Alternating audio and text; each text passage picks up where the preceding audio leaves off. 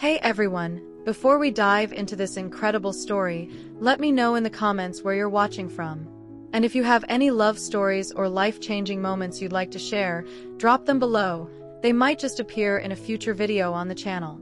It was a rainy Friday evening in December when Lucas grabbed his old bicycle and headed out for another day of delivering pizzas.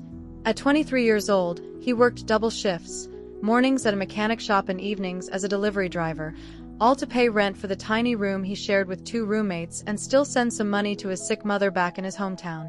That night, business was slow at the pizzeria. Mr. Tony, the owner, was worried about the month's bills. Lucas anxiously waited for any order, because each delivery meant a few extra dollars at the end of the day. When the phone finally rang, he jumped from his chair. "Lucas, write this down. One large margarita pizza to Acacia Street, 247, apartment 1501. Customer already paid by card," Mr. Tony shouted from the kitchen. Lucas quickly scribbled it down on the crumpled paper he always carried in his pocket. The rain was heavy, but he couldn't refuse. He put the pizza in the thermal bag, wore his torn raincoat, and pedaled through the wet city. Acacia Street was in the upscale neighborhood, a place where Lucas rarely made deliveries. The houses were enormous, with tall gates and well-maintained gardens. He pedaled for 20 minutes in the rain until he found number 247. But when he arrived, he realized something was wrong. The building in front of him didn't have apartment 1501. In fact, it was a huge mansion with an ornate iron gate and a garden that looked like something from a magazine. Lucas looked at the wet paper again. The ink had smudged a bit, but it was still readable. He was sure he had written it down correctly. Maybe the customer had given the wrong address. Since he was soaked and cold, he decided to ring the doorbell anyway. The gate opened automatically, and Lucas walked up the stone pathway to the main door.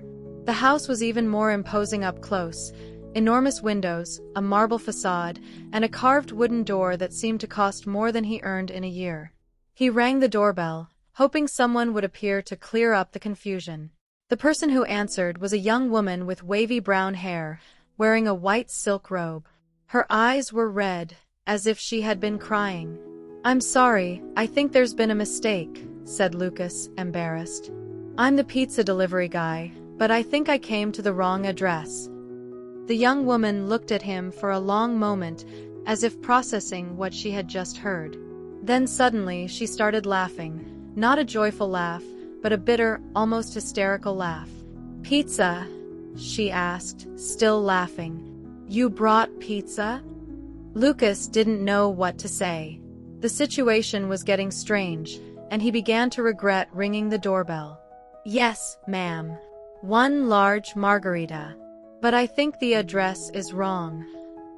"No," she said, interrupting him. "It's not wrong. Come in." Lucas hesitated. "But ma'am, I think there's confusion. The pizza isn't yours." "I know the pizza isn't mine," she suddenly shouted, startling Lucas. Then, realizing she had lost control, she took a deep breath and lowered her voice. "Sorry. Please, come in. It's raining hard." Against his better judgment, Lucas entered the house. The interior was even more luxurious than he had imagined. Antique furniture, enormous paintings on the walls, a crystal chandelier that sparkled like diamonds. He felt completely out of place in his wet clothes with the pizza bag in his hands. The young woman led him to a huge living room with leather sofas and a lit fireplace. She sat in an armchair and gestured for him to sit as well. "What's your name?" she asked. "Lucas, ma'am. Lucas Silva."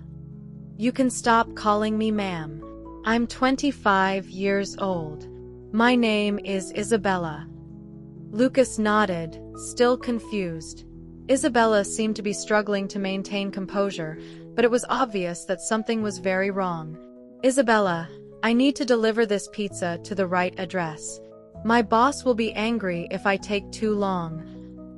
"How much does the pizza cost?" she interrupted. "It's $35, but the customer already paid by card." Isabella got up and went to a table, from which she took a wallet. She pulled out a $100 bill and offered it to Lucas. "Keep the pizza. And the change." Lucas was speechless. "But I can't accept this.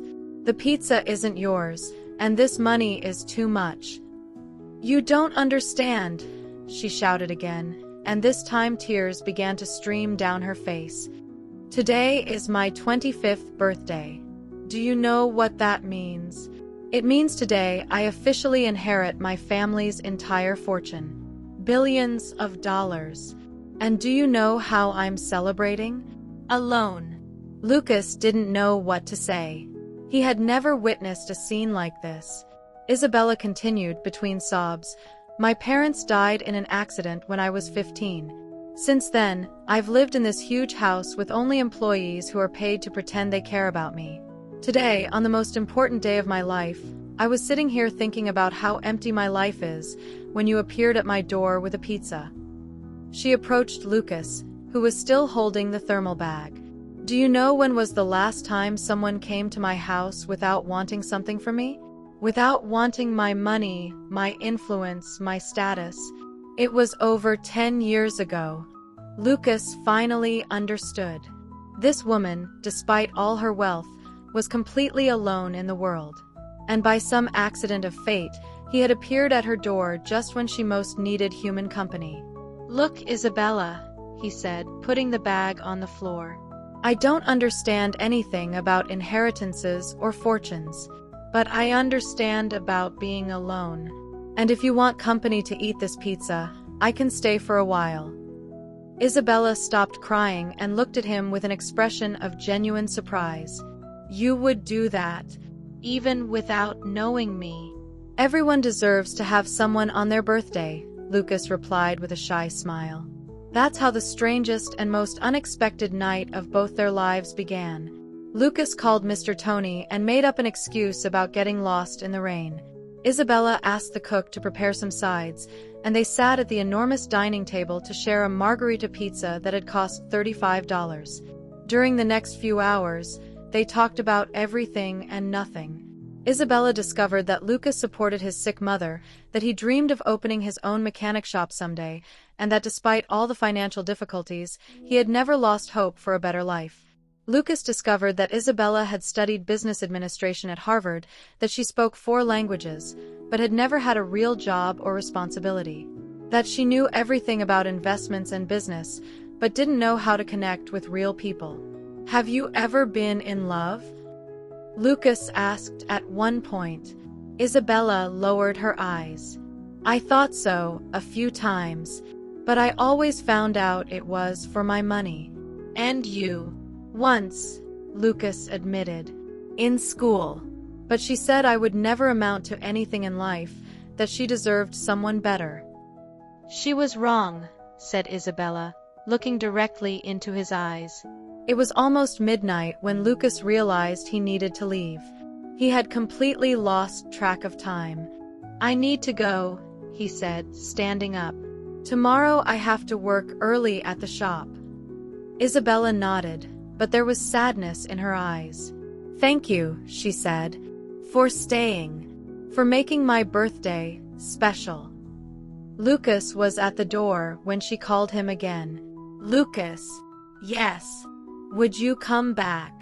I mean, if I ordered a pizza tomorrow, would you come deliver it?"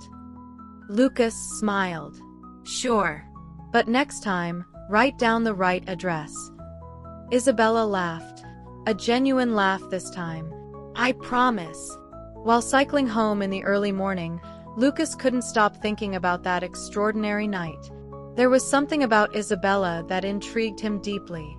Behind all that wealth and loneliness, he had seen a real, vulnerable person who just wanted to be accepted for who she was, not for what she possessed.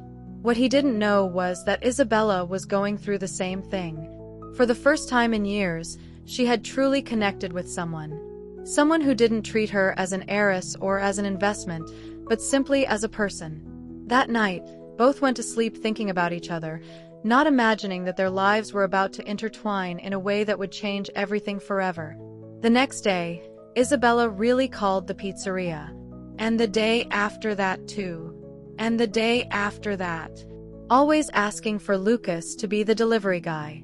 Mr. Tony found it strange, but didn't question it. After all, she was a customer who paid well and always gave generous tips. For 2 weeks, these meetings became the most anticipated moment of the day for both of them. Isabella began ordering not just pizzas, but snacks, sodas, anything that justified a delivery. And Lucas always arrived not just as a delivery guy, but as a friend. They walked through the mansion's garden, talked about dreams and fears, and slowly, without realizing it, they were falling in love. But everything changed on Christmas Eve. Closing CTA. So what do you think, everyone? What do you think is going to happen? Are you curious to know how this story continues? Let me know in the comments what theories you have. And don't forget, if you have love stories, mishaps, or moments that changed your lives, share them with me. I'd love to hear your stories, and who knows, they might become videos here on the channel. Part 2 of this story is coming, so hit that notification bell so you don't miss it.